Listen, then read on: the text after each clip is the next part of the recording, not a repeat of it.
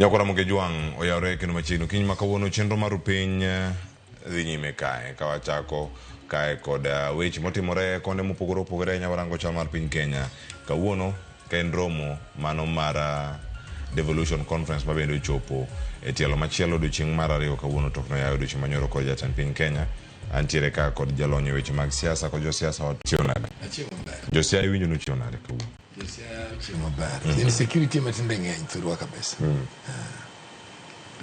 Wacho ni kinde ma weche thoth mabende timore alwora nitie moko ma nyabedo ka gi thuolo mar rango nimar nitie wendo machielo mabende bedo ka tudore kodwa ka achiel kachiel nyakoro monge joma dhi bedo kae kod Elizabeth Odaga mabende dhi bedo ka tudore kodwa achiel kachiel kokalo e yor lony manyasani mano mar Zoom ka warito bende Kennedy Ondiek mar mondo mi odonji kar ka achiel kachiel wadhi bedo thuolo mar winjogi kendo mathoth mapon tiere kar kae to mokwongo ne mar nyakoro monge jongo jane sigana molosnwa kae kod Lydia Okeyo kotenore kod chal mar devolution kata loch gwenge nyaka sani higni 12 osedachiyo machal nade mano kano yaw romo kamano kod jatend piny Kenya William Ruto odiochieng' manyoro.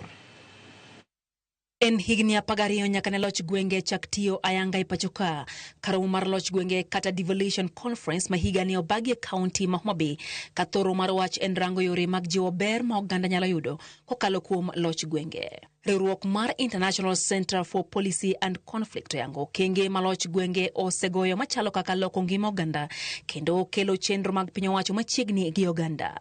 Loch gwenge bende osekweyo liet mar siasa kalore ni oganda sani ok gen dongruok mana maya e sirikal mamalo kende. Counties bende giwacho ni oseloso thuolo mag tije ne jopiny kendo bero uchumi mag kor gwenge ma osejiwore kalore ni moko kuom chenro koro itayo gi counties giwegi. Kata kamano riwruogno wacho ni nitie chenro mamoko ma owinjo bed ni timo gi counties ma pod itayo gi sirikal mamalo ka chenrogo kod mwandu mowinjo bed ni chwale counties nego giromo siling bilion 400 gino magiwacho ni duoko chien okenge ma counties temo goyo. Bende gidwaro mondo milos chike mabiro keto lai makare ewi chenro duto mowinjo bed ni chwalo ne counties kendo los chenro makare mag timo nonro ewi mwandu ma counties ntiere godo kod kaka itiyo kodgi kendo keto nyong'ong' e jotije matiyo e counties. Moko kuom jopiny mane watwak godo po dongruok ma osenene counties kata kamano dwaro margi en ni mondo mi kik ketgi mana e bombe to chwalgi nyaka e kor gwenge. Wach mar devolution ni aneno kober nyaka nodonji wan gi a lot of improvement nikech yudo ka kaka wan jo Homa Bay County sani yudo ka wan gi lam orwako kamoro amora wan gi modern fish market nitiere orach neno achiel ni kidhi e interior kocha to kuonde moko chuodho ma ok nyal neno kuonde moko chuodho ma ok nyal luwo kata mana gi tiendi kendo kata mana gari ok nyal dhi. Bende giywago onge mar tije ne rawere ahinya te apise mag counties ka rawere ywak ni ok nywandgi e chenro mag dongruok kata obedo ni okenge moko osego e sekta mar thieth nitiere ma pod nitiere. Wan koka youth nitie ber ma waneno to gi ber ma ok wane nikech youths mang'eny gisomo to gionge tije to county ka bende nitie mana jok moko ma bende koro koma ma samoro winjore retire to wenwa joma tindo mondo mi wadonji office. Thieth aneno ka ok ber nikech SHA kuonde gidhi kuonde moko ni SHA konyo kuonde moko konyo ute mag thieth aneno kosalosgi but koro nitiere man maina mag sem kaka dispensary matindo tindo ema gidwaro mondo at least oyawe gik machalo ka nderni mondo kete yath kaka chal kaka kidhi kuonde makamalo kuonde moko yudo ka yedhe tin.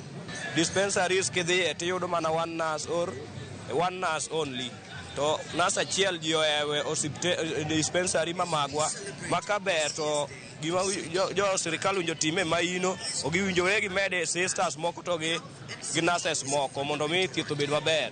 Elimbe mare Maria romo mar ten loch gwenge jatend piny Kenya William Ruto singo medo jiwo loch kor gwenge ka koro sani osepodho paro mar chik ma koro biro neno ni counties oyudo omenda maromo siling bilion 415 e komenda ne ma en medruok mar siling bilion 28 kawuok e siling bilion 387.4 mane omi counties e komenda mokadho.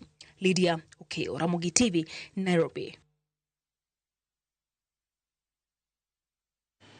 Nyakoro moge juang mane chal mar wach kendo kama oganda mamoko nitiere penyo maduong' ma mondo chako odiochieng' ma kawuono iwacho ni oganda mathoth chwalo paro ahinya dongruok mag kor gwenge kendo en romo mabende odiochieng' ma kawuono bedo kata ka dhi nyime wadhi bedo ka kod welo ka bende wamedo mana rango gi achiel kachiel akoni kane gi welo adek studio mana rubika amie thuolo mano mi bende omoswa achiel kachiel to konwa bende ni endo kamentiere chiyo machal nade kato bang' machaka twaka yanga an ka kod Kennedy Ondiek jako mar dun bura mano mar PPA ma bende chopo kar ka studio makawuono oyawre Kennedy ken waching oyawre nyowadwa ageno ni kora mogi ochiyo maber kendo wan gi thuolo maber kawuono ang'eni ang'ona wach weche kaluwore gi weche matongo mag kor gwenge fail madhi mbele to gi mibadhi madhi mbele kaachiel gi devolution conference bende madhi mbele nikech maendi koro higa 12 nyaka wachak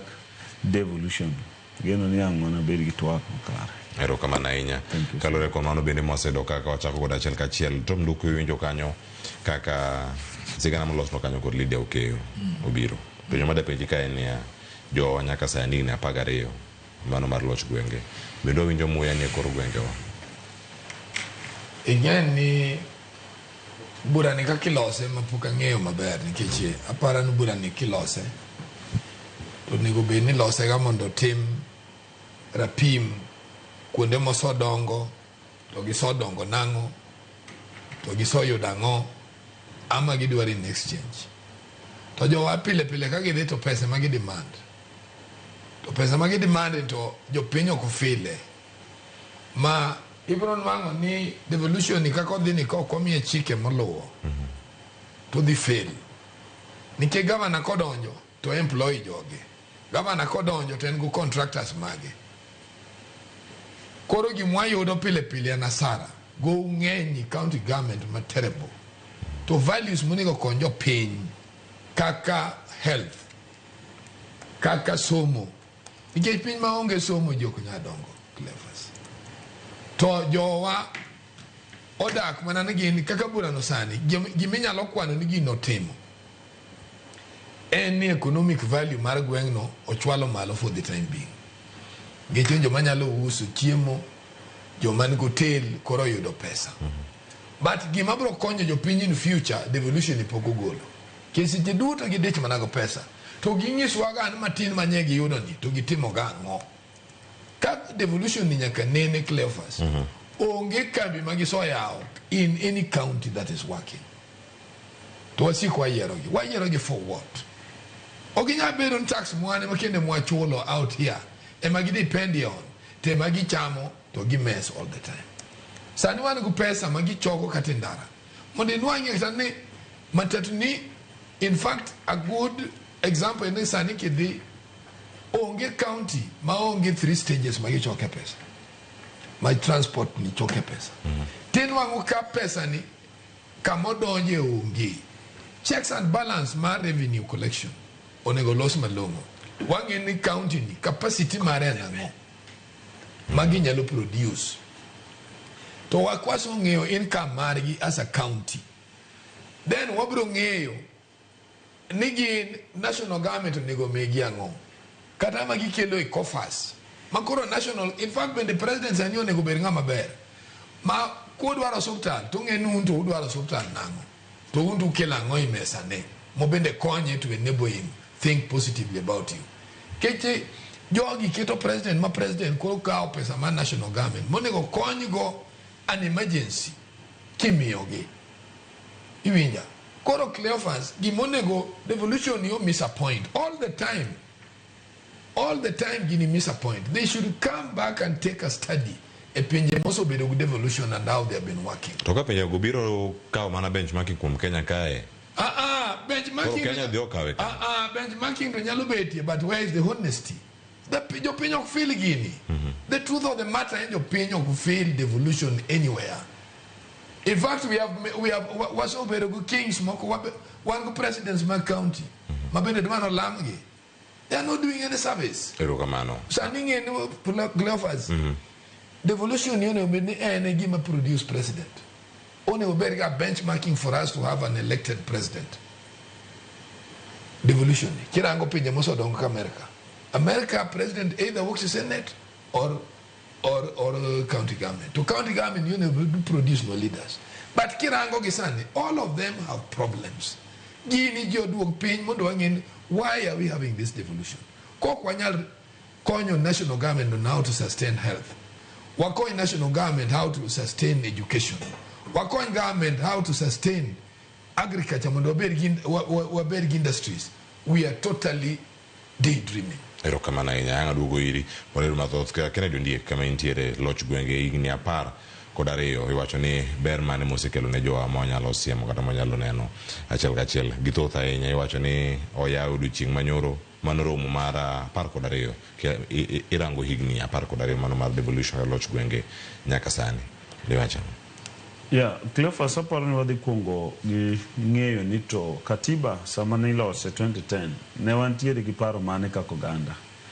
Ne wan gi paro mondo mi wagol teko to kod mwandu mochokore kata modhungore e headquarter mano Nairobi mondo mi tere e kor gwenge nikech ne wa realize ni kaluwore gi kit telo mwasebedo godo higni mokadho ka ne wandiko katiba manyien to no bedo important mondo mi ne wachor teko kod pesa kod mwandu oko mar headquarter mano Nairobi. Emomiyo ni wabedo gi article 175 chakre 175 kidhi mbele manyiso principles ma devolved government manyiso ni Kenya bedo gi governments 47 mamoko manyalo riembo chenro gi mopogore opogore mak mana ni ok ginyal timo gigo e komo kariyo mochung' ne weche kwe to gi weche madil gi weche court lakini sirikende 47 gi eki omigi teko mar loso chike kaluwore gi gigo eko midwaro kanyo to kendo mano e county assembly momi tije 3. Tich mokwongo en mar loso chike, tich mar 2 en mar chung' n'oganda, tich mar 3 en mar ng'iyo kaka omenda tiyo. Achiel kuom gigo eko mag chike magiloso en miluongo ni budget ma en finance bill. Finance bill en budget ma county ka county kalo sama national government bende kalo budget margi.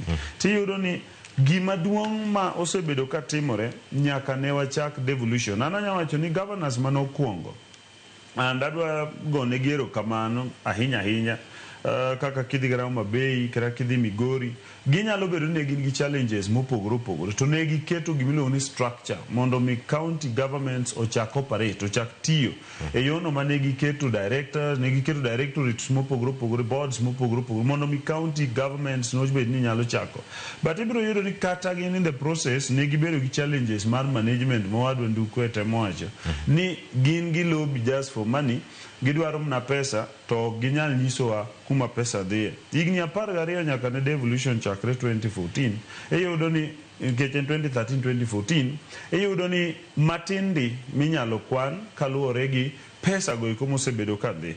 Ki calculate Homa Bay County for example nochako gi budget ma 4.5 then odhi 6 point something modhi 7 modhi 8 kawuono wawuoyo about budget ma 12 billion in the county government of Homa Bay and the other facts mar other counties but I don't chiwo example gi kama ai because ene kama I look deeply because interest mag jothuru are there. Adwa koni ni king'iyo gima timore tiyudo ni aneno video mobedo played kanyo no ineno jowuoyi ariyo mowuoyogo vijana go eko achiel owacho ni devolution ni waneno kober nikech waneno lam mopogore opogore waneno fish market hapa ni nene jadunduku tadwa wacho ne joho kendo adwa nyiso kijana mowuoyo ni mago ok devolution ndara molosi kaka monene chuny Homa Bay mago eko mag national government sirikal mamalo ata malo 85 modong Nairobi ema sirikal mar William Ruto okawo to dhi tiyogo kidhi Homa Bay kawuono notiek stadium mar $504 mano tiego stadium gi sirikal mamalo kidhi neno ginene kidhi neno lam mowacho ma opogare duol kariej makoro Homa Bay mano ero national government king'iyo chichrech mowacho no miluongo ni Koginga market mano ger gi 397 million mano ero mar national government to gi mamoko mopogore opogore ibiro yudo ni county governments wa to onge gima timo gi omenda momigi nikech kigolo like sani endi one gi devolution conference and gima rach ni some of us and my editor dwa siemo jowa ni wan bene watero kwayo kaka an mondo mi ayud thuolo mondo abadhi address weche mopogore opogore devolution conference kaluwore ni asebedo member mar county assembly kendo an gi interest mar reorganizing leadership and management mar Homa Bay County tiyudo ni ne gidhi gi loro o gidwar dissenting voices hawe maber ni president no winjo gik manyocha wandiko ne president kwa nyise weche mag SHA kolure go osiptande mopogore opogore aneno kowuoyo kendo miyo kano wuoyo to riemb jomoko ni SHA itiyogo marach osiptal moko. Gima adwa wacho Devolution Conference mokwongo en riwruok noero kata chokruok no mar governors kaachiel kod jogo eko ma deal gi county governments mondo mi ginyis jopiny kata gi showcase gi kizungu ginyis jopiny gigo eko ma gitimo kata kaka chenro ma gitimo mondo bed kar somo ne counties mamoko mapok otimo gimoro. Koro yudo ni kidhi Migori to jo Migori sani endi paro ni Gladys Wanga en governor mowinjo copy to governor Gladys Wanga is the worst governor moko winjo copy nikech sani wuondre no e gero fees iwinjo kidhi somo kako gero fees to gero fees gi pesa mokawe yo moko winjore mano gimi nyalo somo so different governors ibro yudo ni nitiere kidhi kata governor ma yo moko winjore ndebed ni en mane nikech iwacho ni ka en chenro ma nyoro jatend piny Kenya nitiere Homa Bay to do thuolo mar yawo headquarters mano ma Homa Bay County tayeni counties mamoko bende nitiere kar kachiel ka warango gi Cleophas Kennedy mana kama yudo thuolo mar nono gik matimore county achiel kachiel nitiere chenro ma county government bende timo to en gimoro marach ka sirkal maduong' obiro kendo konyo jiwo dongruok gwenge. Ok en gima rach ka sirikal mamalo biro kendo an kata kinena Cleophas wan wasebedo kodi e studio ka an ema ne wawacho chenro projects mopogore opogore mane President William Ruto pango timo Homa Bay gi counties mamoko mag Kaluo but iwacho ipenja ni e yo ma ok kare mane nikech ibiro yudo niya kidhie wach kendo jothuru onego ng'e ni neno office kaka for example dong ne president oyawo office nyoro office mineno no government mar Homa Bay otimo makosa mar dhi kawo loan cabinet no approve 520 million ni gidhi gero godo office mar county government tiyudo ni sani owuondo governors mamoko no gero office to ogero office gi makosa ochopo 920 million 400 million ok wang'eyo gimomiyo office no chako kawo more than 400 million to cabinet mare no approve 520 million to the worst of it ni pesa ni ohol gowi e pensions fund oken kama winjo ole gowi ka onge guarantee mar national government. Nyocha wandiko barua and I want to tell you Cleophas ano ka wuoto kaka action ne wandiko barua to the treasury mwapenjo ni to ere kaka pesa inyalo hol e pensions fund to onge guarantee ni neno ka permanent secretary ma finance no reply mo wacho ni ne onge guarantee mora ma Homa Bay County ne nigo mondo hol 920 million. Mano nyiso ni en pesa mokawe yo marach en pesa ma kata office no ibiro dhi e court mondo mi office no kiketi to the worst of it Cleophas lo mogere office no ok en lo mano ket gi jopiny mar gero office jokanyada or the area around that place no wacho ni gidwaro factory mar chiemb jamni kata obedo ni airport ne wacho ni mondo kik chiemb jamni bed kanyo nikech ndege winy biro interfere gi ndege to ne jopiny ema ni dok irgi tipenjo ni koro udwa ni mondo watim ang'o gi puodho ni ok ne county government mar Gladys kawe to bas gigere agera office ma ogipenjo jopiny to mogik nitie procedure mar gero office mar county government ma must be en a letter ma must be written kendo bedo approved gi National Assembly nitie procedure ma perfect mitimego magi no giluwo nikech ne gidwa kwalo million 400 kanyo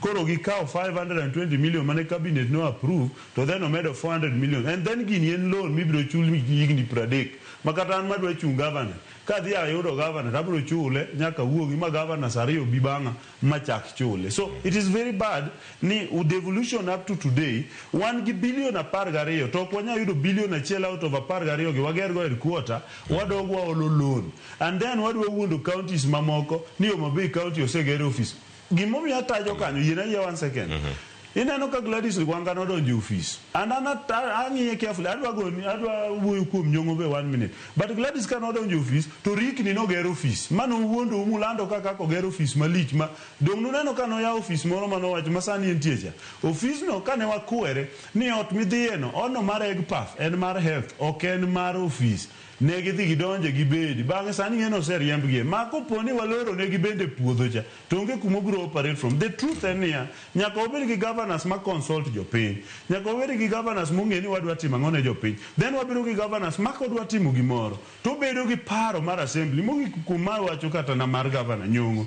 Governor Nyong'o be kidhi Kisumu makosa mikawo jo ohala matindo tindo nikech wan gi familia matindo tindo ma bende nigi dwaro manie chuny town. Ikawo jo ohala matindo tindo manyo nigi kiosk ma giuse wuoche, giuse buge e chuny town kuondego, then igologi to ok imiyogi specific place, then ok ichenjo kuma geche lore mondo mi jok manyo nyiepo kuomgi oyud thuolo ma nyiepo. Koro jok oriembgi e chuny town, gionge kama ginyalo dhiye, pesa moro amora be gionge, to gibe gin gi mahitaji ma gin. The truth madwa wacho ka tieko en ni governors ma Nyasaye omiyowa or kata manyora jo ODM omiyowa gi ok gin governors mong'e gima gidwa ni gitim. Ochilo Bagni Migori ma impossible. Orengo cha koro kadwa wacho mare eto mare cha koro is problem. Then Nyong'o be okia kata ni jibo denyo, okia kata ni bende dwaro mondo chiem. We must be considerate. Nyaka obed considerate. Ok inyal keto ni town bedo maleto jito denye i town. Erokamano ndiye. That is not the evolution. Anga duogo iri achiel kachiel watemo rango podi Elizabeth Nyakathomo mano ka otwe kod achiel kachiel yor mbui masani ang'o yudo thuolo mag winje mano Elizabeth Odaga ka otwe kod okinyi ma kawuono ka okuno mathoth koteno bende kod chal mar piny Kenya ahinya loch gwenge nyaka sani. Ang'ene anga duogo ir Tom Duko. Ang'ene gik mathoth ahinya midawacho. Penjo maduong' ahinya madhi penji any priorities mag counties not waste kata negi lokore kama chal nade.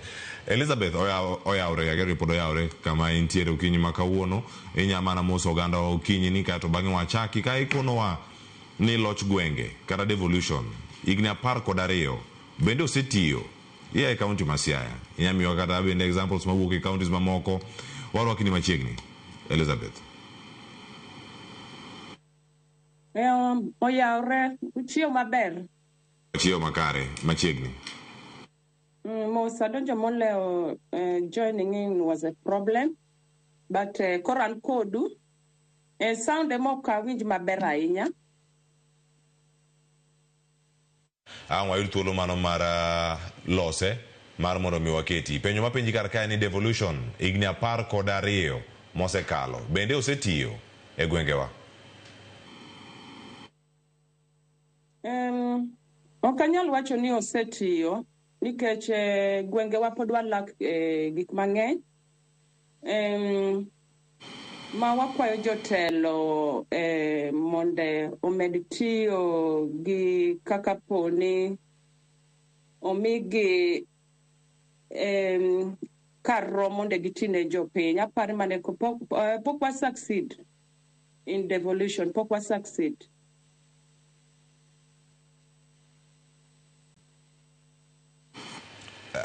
Erokamano ahinya Elizabeth. Ang'o duogo mathoth ang'e nitie sigini mamoko ma pod badhi bedo ka kwarango achiel kachiel. Ang' iwinja ne twak kaka sudo kato bang'e ang'o biri achiel kachiel bende kama ntiere kar kae. Tom Duko ntiere iri.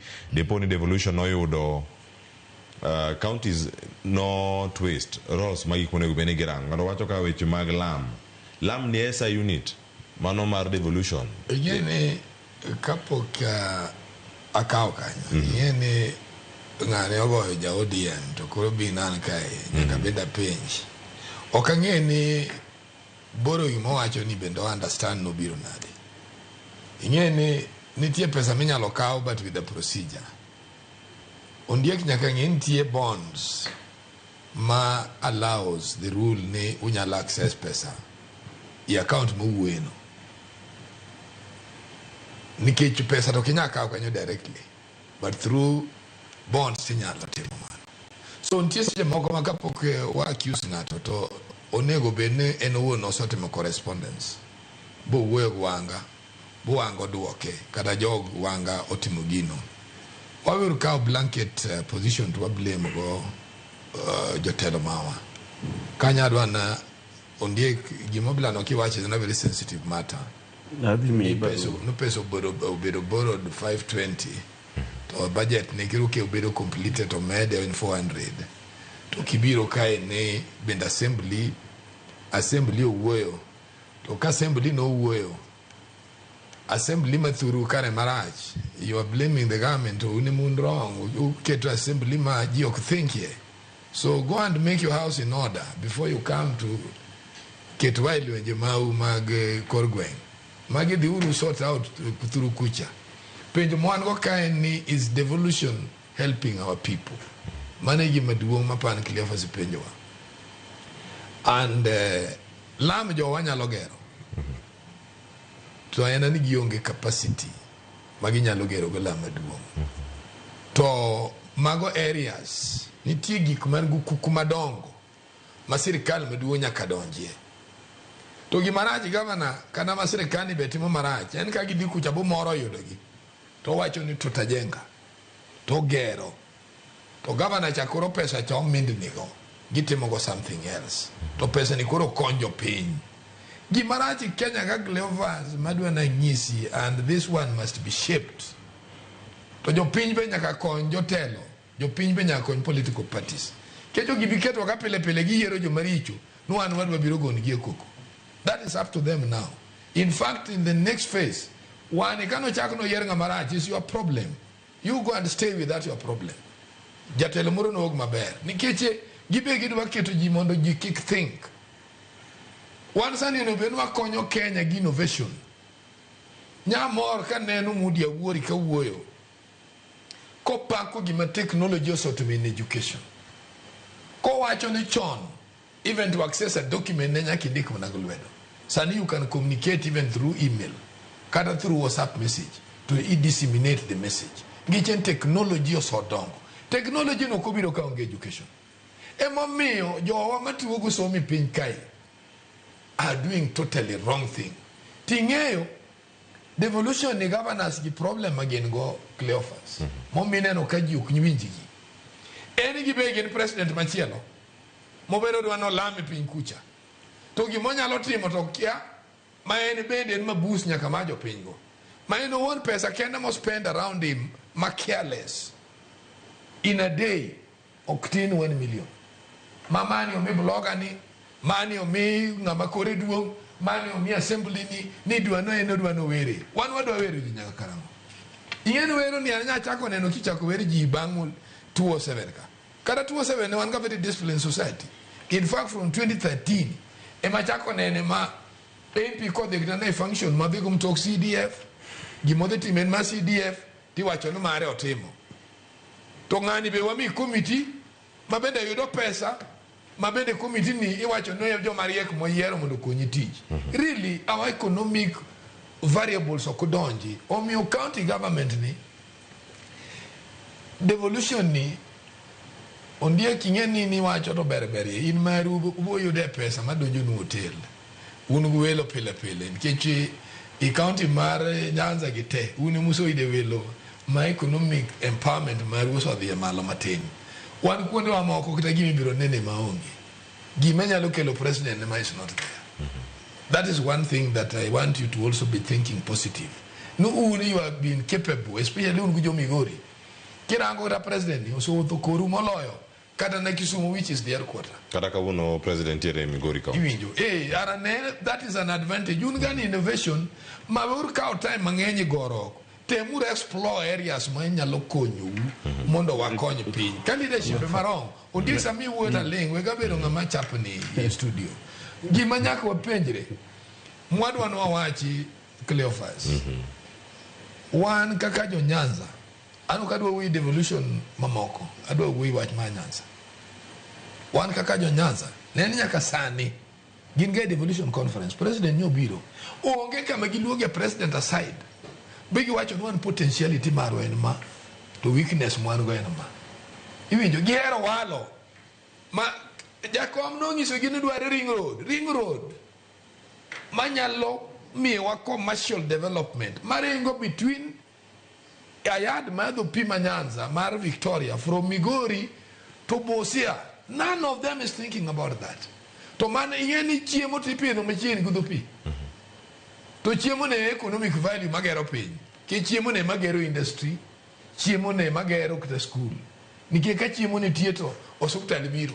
Nike sa mupuro ni tieto uche mabiro. The government will see the sense makelo hospital. Koro gi mwatim.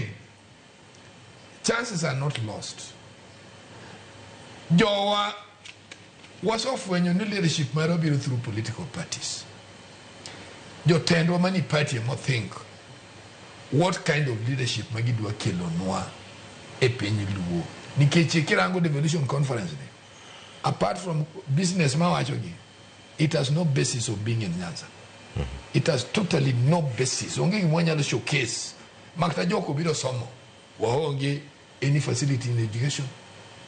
Majoka nyalo biro somo. Waonge associated faculties in those institutions mwan gogo. Maka now joka nyalo me wacho na ne joka biro ga somo. Usomo Pepper Tiger. Kosu usomo gima konyo ji. Ingen Pepper Tiger to Jokenya beriendi. Ke Jokenya ingen koponya ka thesis. Jokenya mina nongi. That's why they don't know value content. Kakore miye gimo miye non go and work with it. He doesn't know it. Ero kamano nduku. Kamada na duogi irondie kaka pokadhira Elizabeth. Mana mapio ni keisabe ni koro rengo ni beno loro watch ma devolution warang machelo mantiere ka. Yuko na ni Jayala Dominion Farm bende uduogo. Wada rango. Bero mapono kelne josiaya. Sani ka mantiere ka. Ondiek. Jatan piny Kenya embui mare mano ondiko. Mano William Ruto. Owacho kanyo magwero kamano ne Governor Gladys Wanga. We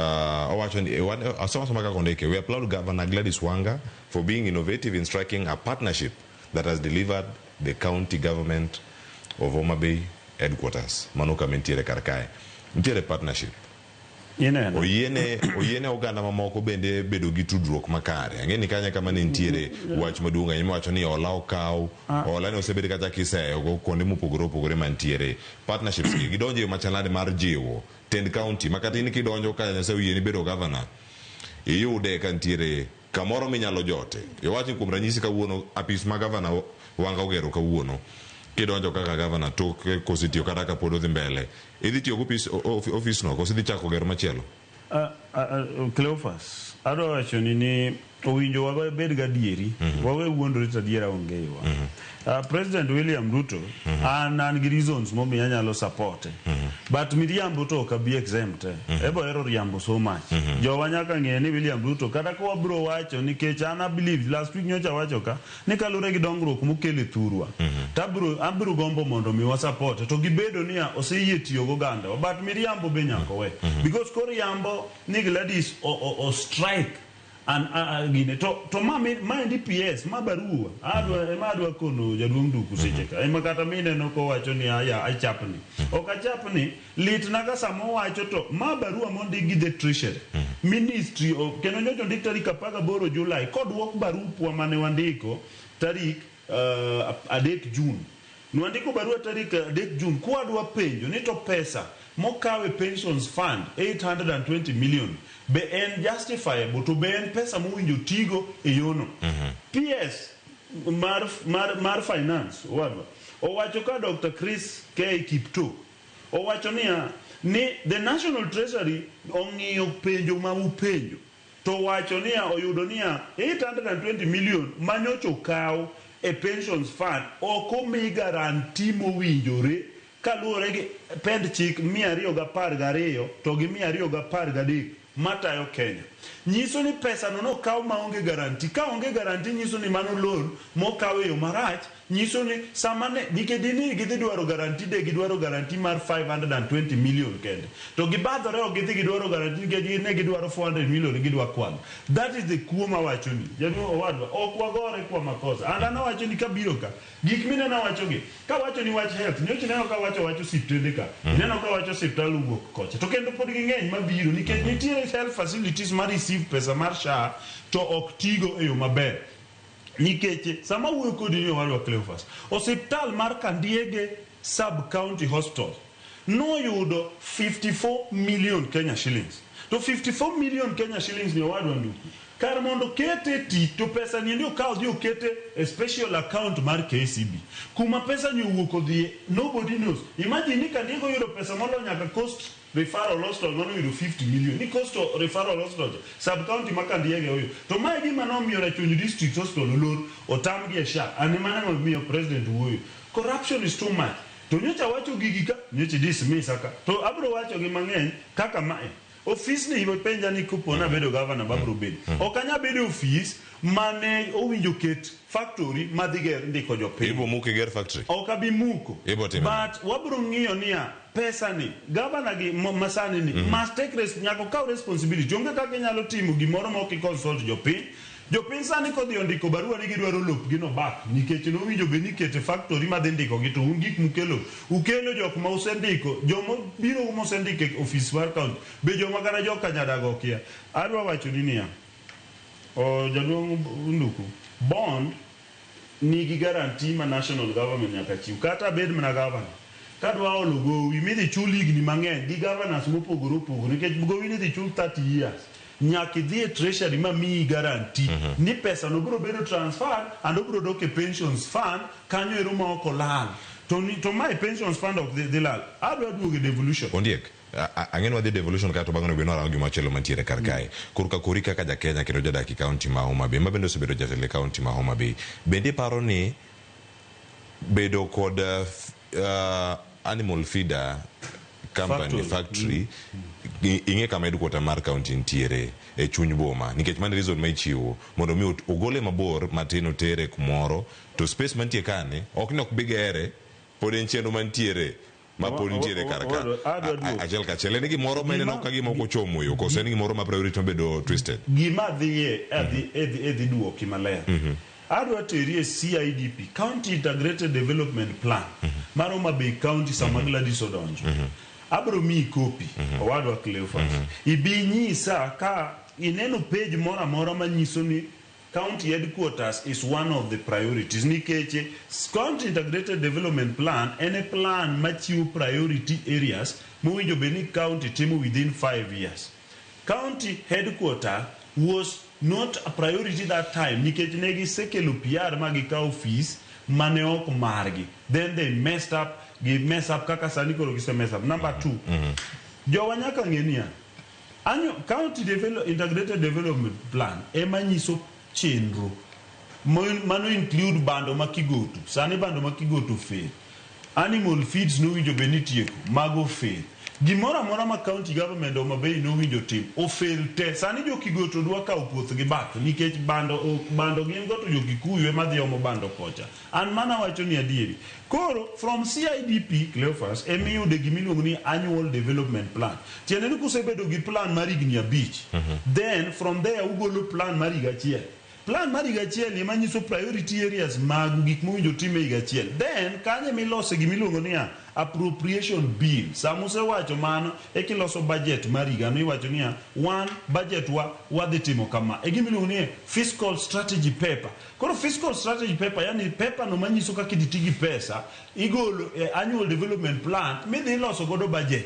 Jowage kigolo adwa nyisi na an gi papers go te an gi CIDP an gi annual development plan an gi fiscal strategy paper anyisi ni gik manie annual development plan mar Homa Bay gik manie fiscal strategy paper mar Homa Bay onge gima dhi mbele kata chiel. Priority mar Homa Bay en kaka winjo wacho ni welo miel to gi sherehe tupu. Homa Bay County en county mar sherehe Siaya Giri onge nikech Orengo maybe nigi gik modwaro timo awinjo ndo Dominion Farm biro ma onge sherehe mingi gima dwa wacho jaduong' Nduku ka ok wa translate development plan mag counties wa mwaketo gi into use nikech macha gima jo piny dhi bedo piny to wacho CIDP ni wani ga bich mika office ni wadwara achiel 2 3 4 5 yore mano bedo prioritized emiwinjo ka ng'acho wacho ni chuodho do winjo ka ng'acho wacho chuodho mowacho no nyiso ni la monene Homa Bay makura ogero mano national government fish market onene Homa Bay county mogero mano national government to kidi yore mowinjo be ni priority mag county government ogin chuodho ineno ka jigore piny to osuru tichoko osuru wa michoko ni bok nyal nyiswa kumo dhiye Shama Homa Bay kende is the funny county ni en ma Shama osiptende te no choki uket kamoro achiel emiwinjo ni sano osiptende ma Homa Bay shag yar so messed up nikeche gikaw giketo kamoro achiel imiel go because gidwaro pesa ma float ingeni and kiti Migori wanyisi Migori one thing Migori challenge mantiere en ni governor ma Migori ok nyal kata bedo gi japar piny mondo nyis nadwa timo gima kama nikech kong'amo dhoge mathini pap tikwere ni gigo ok nwa kwai nikech priority ge set twist priority olokore jo Migori ting'e ni tito wacho ni wan warito mna yiero nikech margi cha is messed up chal gi siaya Ondiek nitie gima dwaro nondiko puonjre Ondiek ng'ana sami wuoyo koda an ng'ama somo nonro ma qualified okinyal nyisa barua mindiko no PS to PS oduoki ere barua manindiko no wanga mondo wango explain ni you know when you come to no lengalenga mondi okadwa donjo wach mauma be okadwa donjo wach mauma be but adwaro ni gimitim no my is devolution today is devolution mako kidwa deal gi devolution to just leave nikech you know barua no wakuongo andiko to wanga an kata masami neno wa Charles odhiambo wuok cha manoriam Charles badlicha nandiko barua ne wanga abro mi copy Cleophas I can promise to Joramu abro mi barua man wandiko ne county government mar Gladys wabiro mi barua man wandiko ne county assembly to county assembly maoma be Gladys wa hijack ma ok nyal timo anything koro mane manomiyo wadhi penjo Nairobi amnyalo mi ka wang owuok ka dakika 10 kende ami barupe ang'wen man wandiko gi replies man assembly no go reply wa county government man Gladys no go reply wa mane manomiyo wadhi koro gima dwaro Cleophas yes. Next time kikelo penjo bilani Ondiek looks to be a lot of research ikelo gigo monde omi gik modo wego tai wabiro warango nikech no sani kora kiata content manondiko you understand nikech an gik Ondiek wachogi either maybe a very unique case but erika kiketogi and I don't read letters from face value I read letters I'm an investigator I look from the content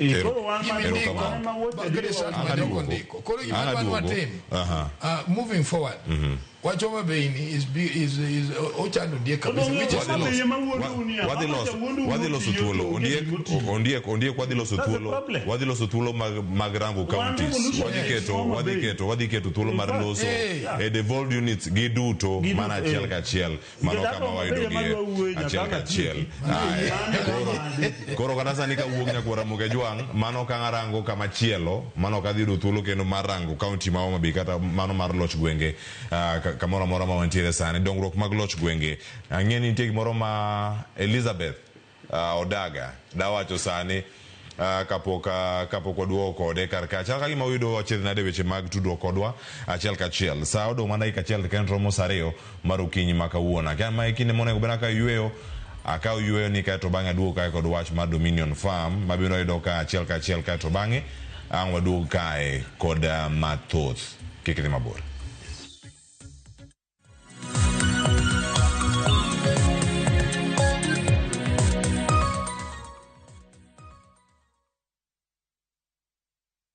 At View Travel, we understand the unique needs of corporate travel. We specialize in flight bookings, hotel reservations, ground transport, team building, corporate retreats, and MICE services. We manage everything from venue selection and event logistics to visa and immigration assistance to ensure seamless travels tailored to your needs. Let us handle your logistics so you can focus on growing your business with ease. Contact corporate at viewtravel.com 0703 254 254. View Travel. Dream. Explore. Discover. If I dream about it, Zenka will fund it.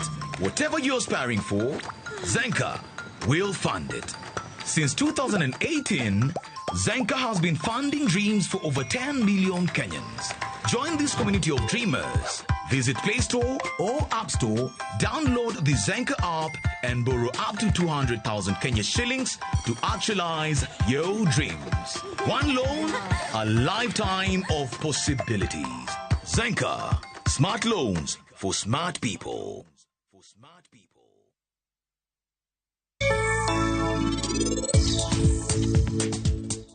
Mano nyako matimbe ne richo.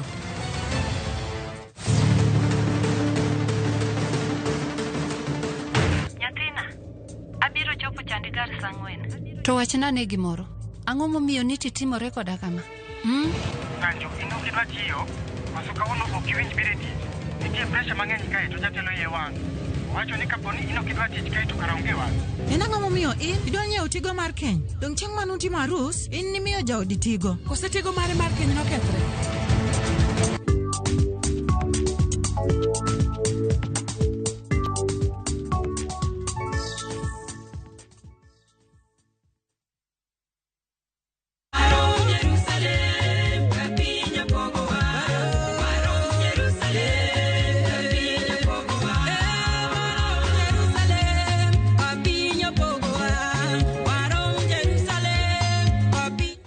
kisuyo Nyasaye.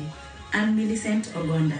Kadi her yudo wenda mar warom Jerusalem di mana star 860 star 416 hash. To pari enia Ramogi TV e od jower duto Nyasaye ogwedhi.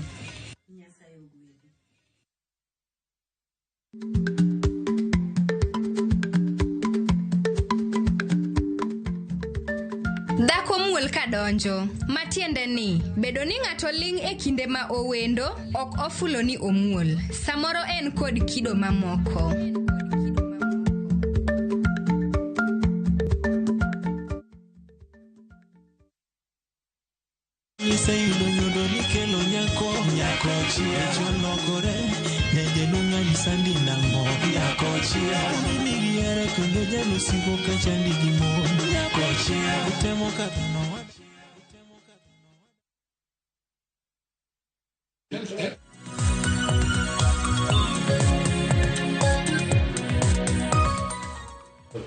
Machiegni kendo nyakura moge jwang chenro en mara rupiny to antiere ka wadhi nyime ang'ena dongi thuolo ma dirom dakika 18 kata 19 kanyo to watieko twak achiel kachiel okinyi ni makawuono nitiere weche morango mano mara chal mara piny Kenya tang'eni nitie paro mathoth mabende donjo mago mawuok e counties mabende odhi bedo ka waluwo kendo wakoni paro mopogore opogore mamedo donjo kendo mabiro nwa ka donjo e mbui duto te mago mawamedo luoni kachiel ni gin to gin mage.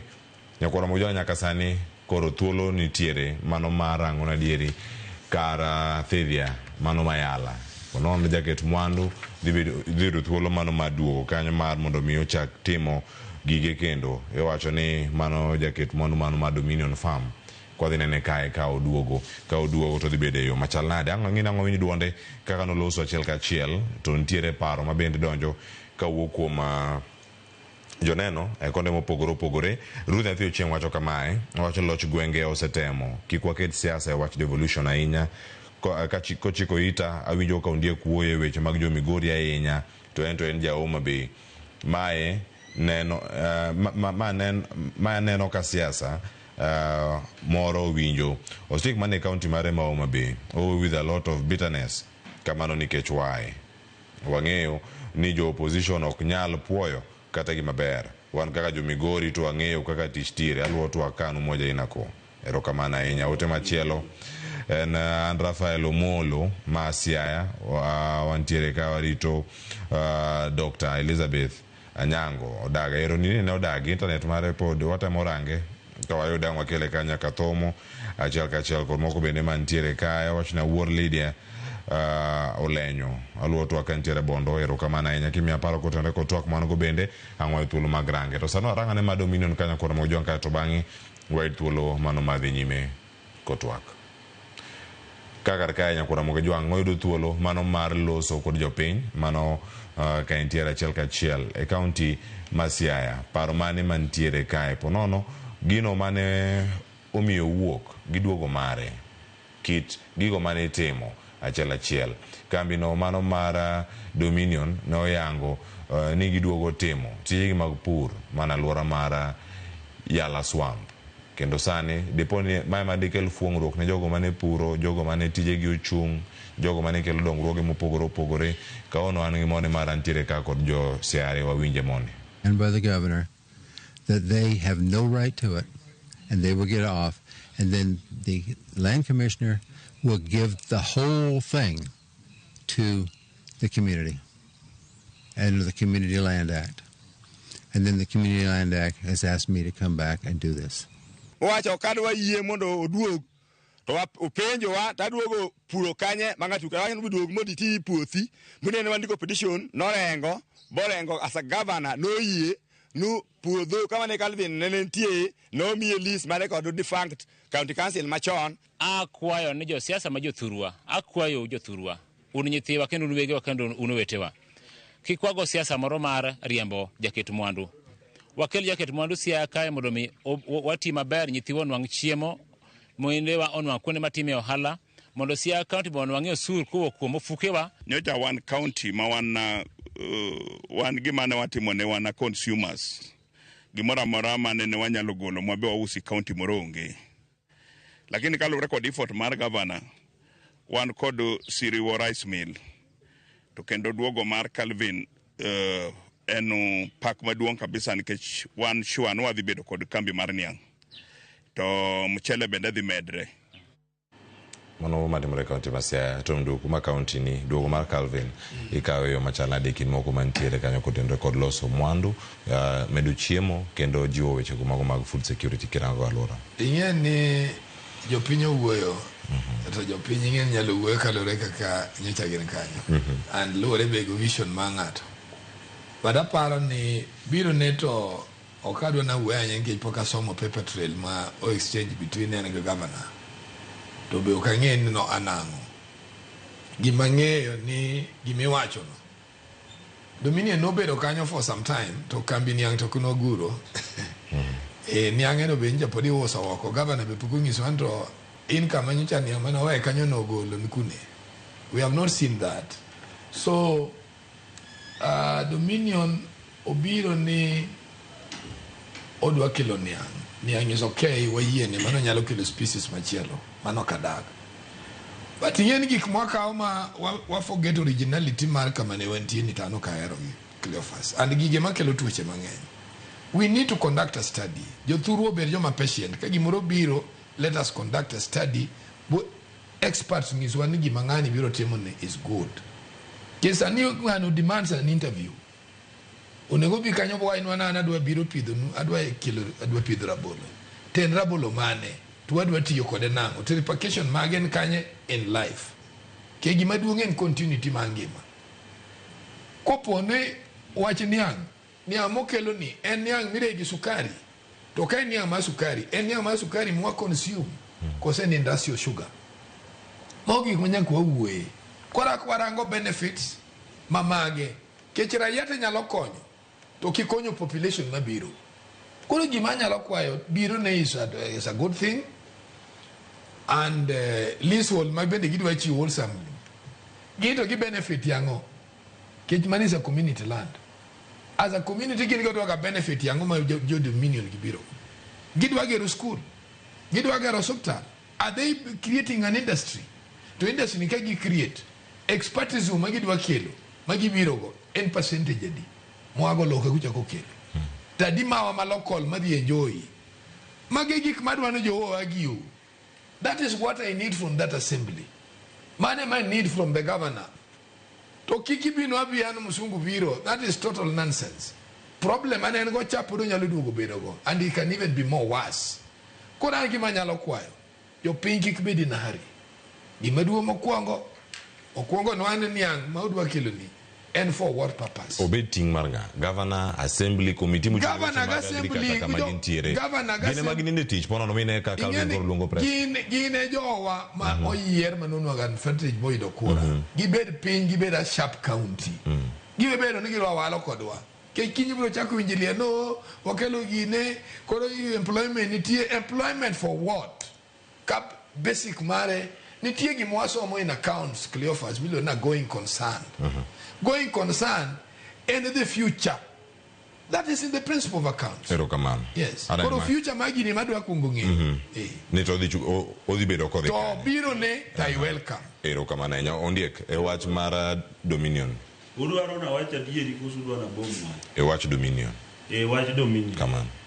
Udwaro na wacha dieri tadhi wacha dieri. Anjo kanya na muchikiti kikagi winja dieri mawacho. Dominion Farm is a farm managed around the American company. Kambi mar America motele ngamilo ni Buges. Buges samane ochungo operations mage, tara samane ochungne mondo chungo operations mage. Adwa nyisi what is documented. Gimo bedo documented kela nyalo share ni mondo isom. Agombo ni somewhat discuss gigi watimuru proper research. Adwa nyisi ni gik mowinji ng'e kaluwore gi Dominion Farm. Statement number 1, Buges no wacho, and mind no defend a point momiyo sani koro yiene mondo duogi. No wacho ni weche mano nitiere mani Odinga family members and political associates ne extort money from him. Mano is a fact makata kitera court I'll present. Buges stated it in his statement, and we can get the excerpt of the statement. Jowanyaka winji. Number 2, gimane Buges owacho sama no wuok makoro no konyal dhi mbele go hande mondo mi Dominion Farm ringi eni nyamin Raila Odinga miluongo ni Adhiambo mane deputy governor sechego nokawo mchele tons mang'eny to ne ok ochulo nodagi chudo ma facts Cleophas ma ng'eni media house kendo ka beto wawachuru this truth mar adek Buges nowacho ni September 2002 sama ne Moi succession ne bedu Uhuru Kenyatta gi ne nitiere gi challenges and issues manomiyo chune ni mondo lor jopiny stoppage mano point number 4 and ma facts jopiny sama nobedo stop jopiny nong'anyo Siaya Bondo gi Kisumo mondo mi nyieno kik wuogi pek manoyudo sechego and adwa koni nochuno Olusegun Obasanjo mane president maseche mondo bi nyaka Yala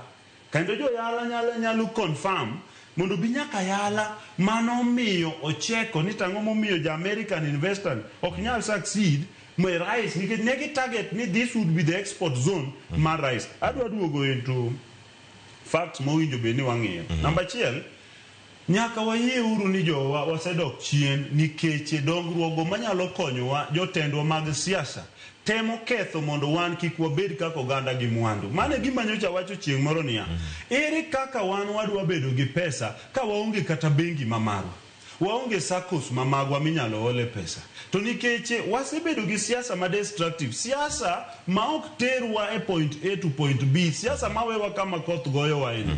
Nikeche sama nyocha pingo wach mar privatization mag sugar factories, sani endi gisebedo privatized. Kidhi Sony Sugar, jok mane iluongo ni away traders, jok mane golo niang, joma ne golo sukari factory ma Sony Sugar to ne dhi distribute noketo pesa moko noketo nyaka 5 million moko noketo nyaka 20 million deposit kanyo.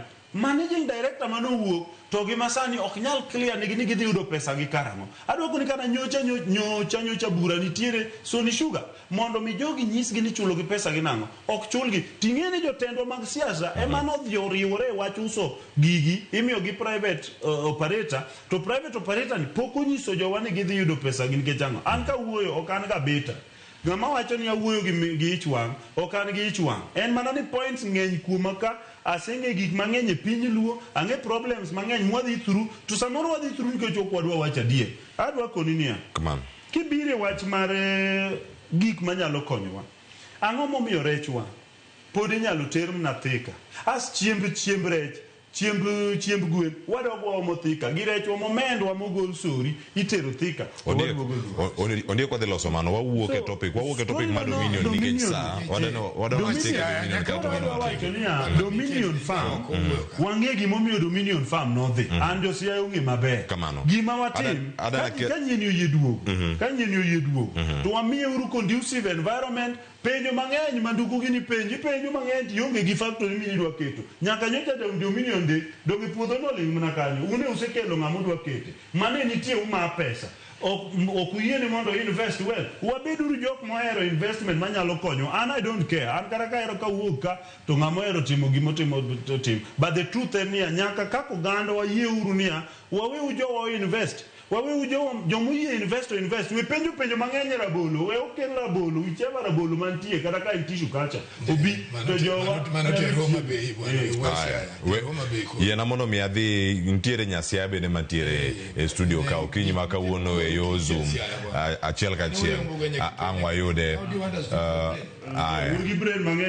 what is it nyakora mo jwang' sani kadhir Elizabeth Odaga mano ka intiere oko mano ka in London okinyi ma kawuono kono ane nyaka sani awasetieko mar devolution mano kiwinjowa sani ang' wadhi nyime wach mar Dominion. Calvin duogo kendo Dominion ponono dhi bedo kacha kachier kendo paro ma intiere godo iseyo jotelo mag county mag local leaders ema no ose moketo lwasi moko bedo makare mowuok duogo mare irwako yo machal nade.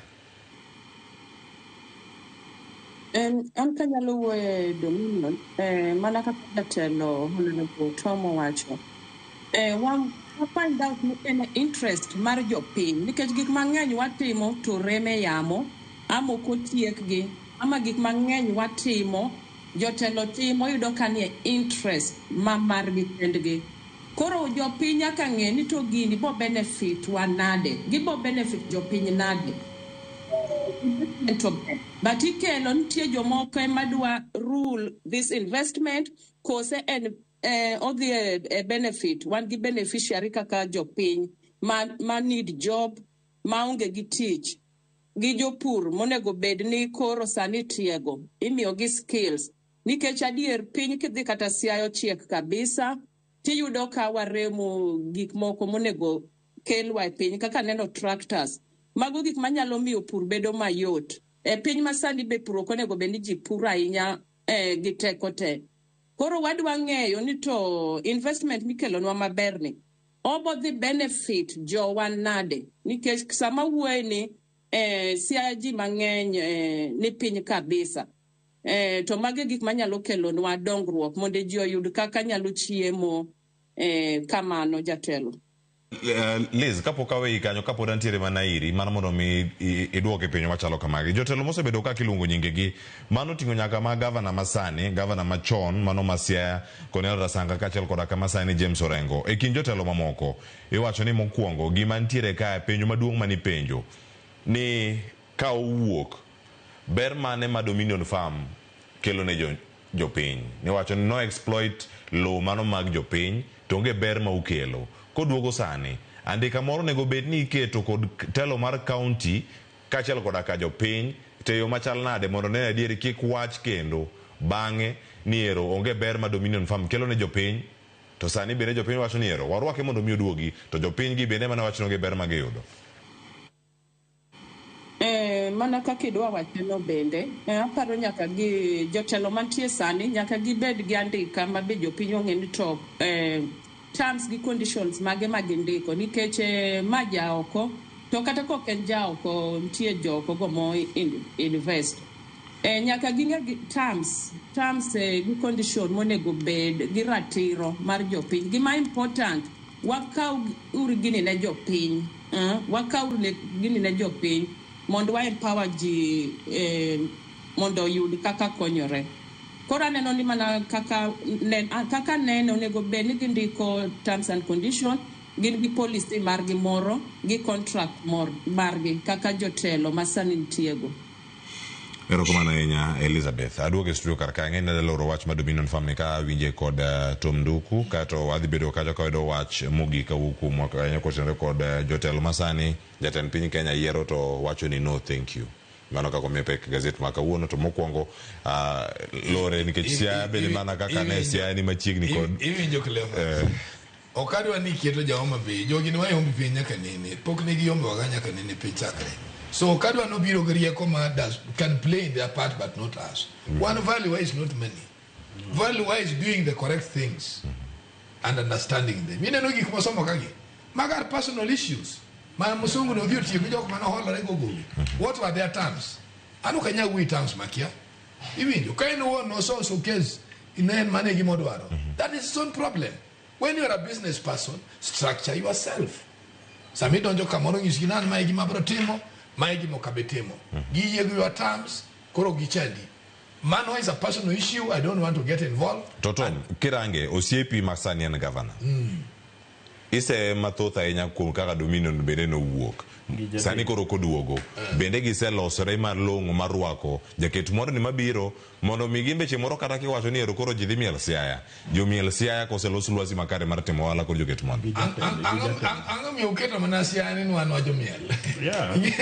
Jomiel owach ni gin Homa Bay, mano kalure kod gima nondieko wacho. Ing'eyo gima adwa nawachi. And that's why winjo ka wacho kae. Ni okadwa comment kapok aneno paper trail. Adwaro County Assembly odhi olos paper trail ma proper. Governor odhi olos paper trail ma proper. Jopiny owe walo igimo gi understand. Wan gu lowo mwagolo. Lowo en mar jopiny mar josiaya. Ka ng'ani biro nobiro konyowa. En obiro loko ohala. To wabe wadwa benefit wagolo lowo. Sample frame ma assembly no nego discuss onego giboro leave from Muhoroni Chemelil niki lopwani onego rang no okay in kaka kambi wanyalo migra na 5,000 acres or 10 to modong timiyo jopiny to jopiny be puro to uso ni iye kacha mana economic value minyalo wewa go iwinja Cleophas magi gik ma expect na assembly ni odhi owach mondo japiny bende kata kupuro kamatin to nyalo supply nenga tie ng'at moro MCA moro kanuka yukanyudo no bel nyaka leader Ongo. Do you know how Ongo became a business person? No kwanyo ganian molwar to bende kajo kochopo to bende chopo uso. He became a great farmer. Iwinja Cleophas. Commercial value mare no idho out of the intelligence manengo. Omiyo gimadwaro any wide dominion there are personal issues manyalo beti mano musungu no the loss maybe walked out kind annoyed but koro so loss that one I don't want to get involved. Orengo can in the issue he is the one who has now called him back. I hope man get loss gima duongna nigi loss a process ma hospital nyalo beti nyakwa beri gi gima konyo jo piny nikech kobiro farming tuoche dwa bedo kanyo employment obiro ga experts adima go thurgi tadima korwa ka nikech neno kata jineri ni business ni inwa kama indi oken fundi tene mo chamo sara maduong ja Kenya emeje loso gigi to ja Kenya chamo sara matin mage terms madwa no view way kacha omian kaka ja Siaya one leaders mo yero one governor gi executive office one gi assembly Gini is their challenge. Wabro comment kwa suwinji kikimagi wacho. Ero kamano. Yes. Ada alok tanganya kura mojonge no sani waranga ne kama chelo madani warangi en mano mar jogo ma iwalo. Jesi kana mloso ka kulidia ukeo tangini nikech saa mwadhi bedo ka marango. Tomatino wanyamana winje mano sigana mar Dr. Duncan Ojuang.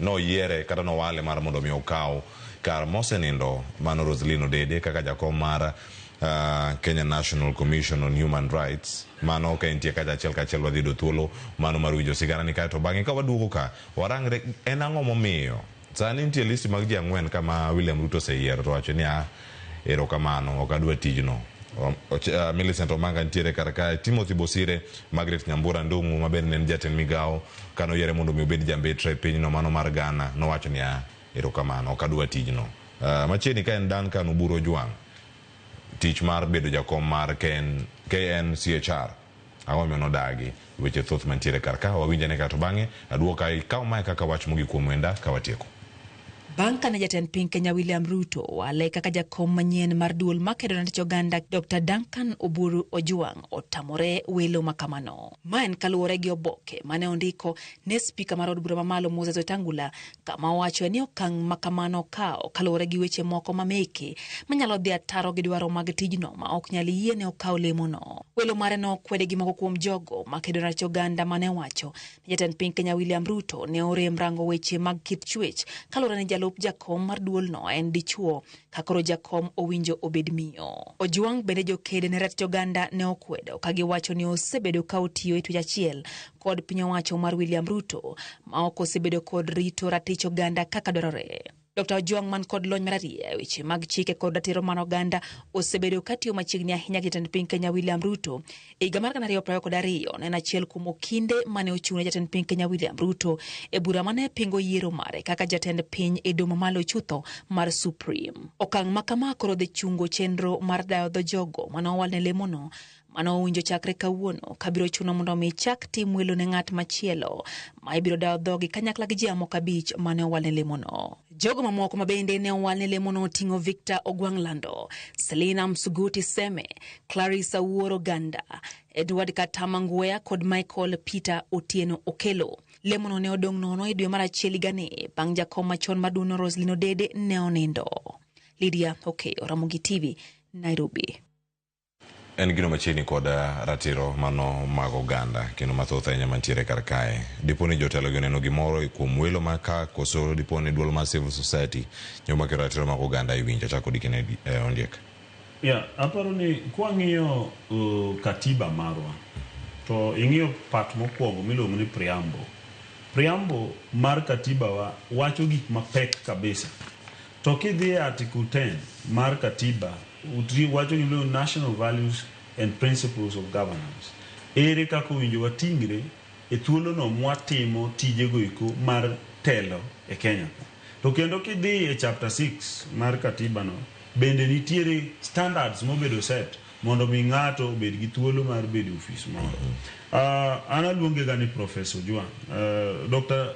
Ojwang en ng'ama luoro kabisa and ageno nyaka ne wach ni timre pok agone sime mondo awinjane from himself personal reasons mowacho goeko, but aparo ni namba achiel Kenya mondo mi telne committee ni eginene Kenya National Human Rights Commission owinjo beni in ng'atno ma osebedo kochung' kende kendo bedo kochung' gi ratiro mar oganda. Kia isebedo kiseegemea upande moro to nyiso ni nyalo bedo ni ok inyal chung' ne ratiro go eko midwaro. Koro miyo Professor Ojwang o Dr. Ojwang osebedo katiyo gi the government. Koro ka ne idhi dadhoge kata ka ne idhi penjo maluwore gi dwaro mar tijno, taparo ni ne en mana kare nikech ong'eyo kit penjo ma idhi penje nikech entiere machiegni gi sirikal.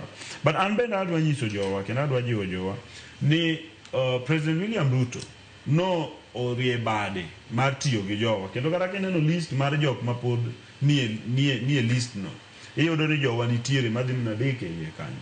Koro miya an adwa koni gima duong' mowinjo wang'i kaka oganda en ni to bende commission ni nyalo dhi yudo jakomno manyalo telo e yor dhiro dwaro mar ratiro mar oganda.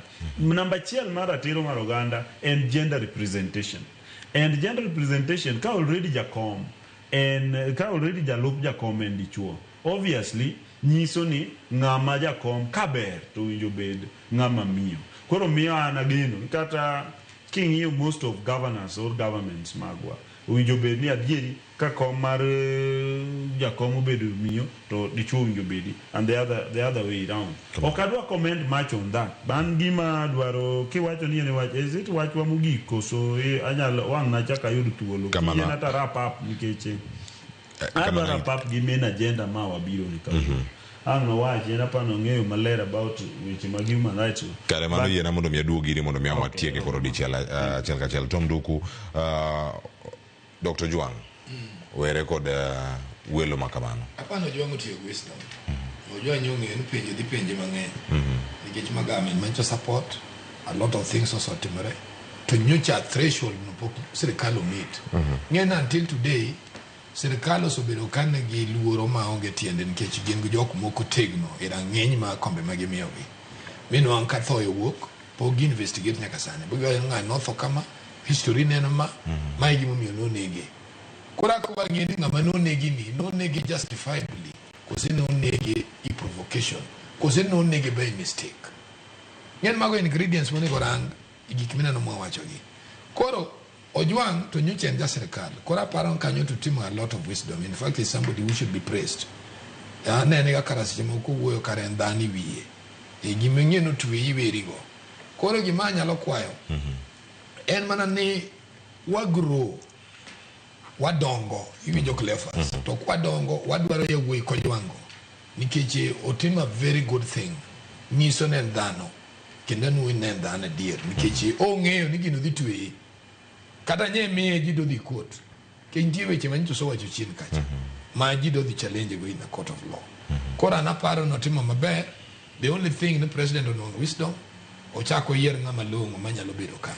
Erokamano. Yena mondo mi ayud paro ne kapono Elizabeth Odaga gino minya medo e wiye kanyo kotore kod Dr. Duncan Ojwang mano rem ka olemo mar gwelo mare mar mondo mi obed jakom mano mar riwruogno mochung'ne kedo ratiro mag oganda Kenya National Commission on Human Rights ma pacho kae. En okang' ma isiro koso obuogi kiwinjo leno makamano.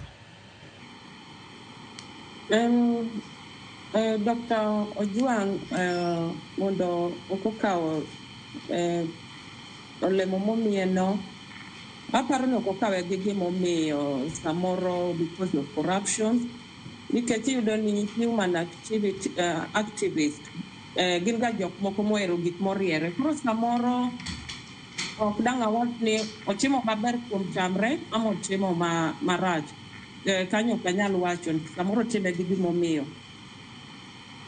Erokamano. Ka ntiere iri kar kanyo, ayud wach mari mogik sani to ahinya ang' bed kaka iduoko na penjo moro ka achiel kachiel mane owacho ni kotenore kod ote modonjo kar ka achiel kachiel mar mondo mi iyud thuolo mano mar duoko.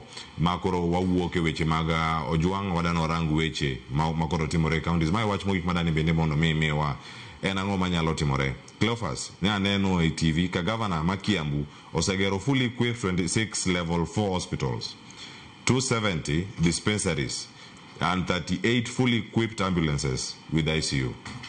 Governors Makaluo ok yud pesa ni. Projects te mag national government ema gilokore gigoye otenga gini rach matek ma ote mar chiemo tho machielo oro mabor kanyo moko ang'asom sani to kata kamano mane kama wantiere loch gwenge kod devolution obedo wach mari mogik watieko. Wach mara mogik sani monde jopiny ong'e gima gidwaro. Uneno ka piny nitie jotelo mok tinwa to uketo gi aketa kanyo. Una jok mapako ng'amuk ti. Una biro 2027 okalo 2027. Koro jopiny anyalo kwayo mondo wang'ni uyier joma nyalo tiyonu. Wan chien kabisa. Wan chien to kokutang' kaka josiasa biro tiyo kodu to ubo kaw jok moko mok riek nikech uketo siasa ugo mbele. Koro bedru jok mariek sani. Weuru yiero ni ung'ero ng'ani. Ng'iuru tich ma ng'ato tiyo. Koro kamano mondo walokru piny wadwaro jotelo matiyo nikech ki counties moko titie sana dwa wuoye Siaya wakoni ni chien en aina chien hignigo. Koro wadwaro jotelo manyalo tiyo. Gender equality bende wadwaro gender equality mon telo margi beber. Koro sani joluo wayieru ng'ama nyalo tiyo. Weuru yiero ni kata ng'ato miyo ni gonya. Sani gonya uru go weuru. Udwaro loko pinyu. Nono twadwa thaga. Nikech sama weni en chandruok ahinya kineno kata jo de sani ojwang'a kamano. De sani onge ng'ama ng'iyogi. Koro chandruok ng'eny kaluo sana. To in this era okonego bed ni chandruok go pod nitie. Sani nonego bed ni wan joma osechiew man pesa gi man gi business mekgi manyalo afford tero nyithindgi e skul. Koro mane manyalo wacho mogik. Erokamano ahinya Elizabeth nyaka thomo. Wach mogik kabiro karka mana ote mashemo tho bende oro karka. Counties mamoko osego kenge maponono. Counties wa ok wane kata ka wan machiegni. Koro iwacho ni level 4 gi gin adi Kisumu, Siaya, Homa Bay kod mano ma Migori. Obed mari mogik watieko dakika achiel. Wadwa Cleophas, gima chando pinywa kata thurwa en namba achiel. En kaka wayudo jogo matelo ni. Jogo mowinjo telnwa ok wayudi thuolo mar gone gi kura nikech wasebedo gi wach politics mar party achiel mamiyo wa jogo magidwaro. Adieri gima dwaro ni jotendwa magowa piny gin decision mag ng'at achiel kata familia achiel kata joot achiel. Ema decide ng'ama bedo governor, ng'ama bedo MP, ng'ama bedo MCA. Nyiso ni nyaka koro walok politics. Wa namba 2, gima hinyo counties wa maduong' kam samo wuoyi en wage bill.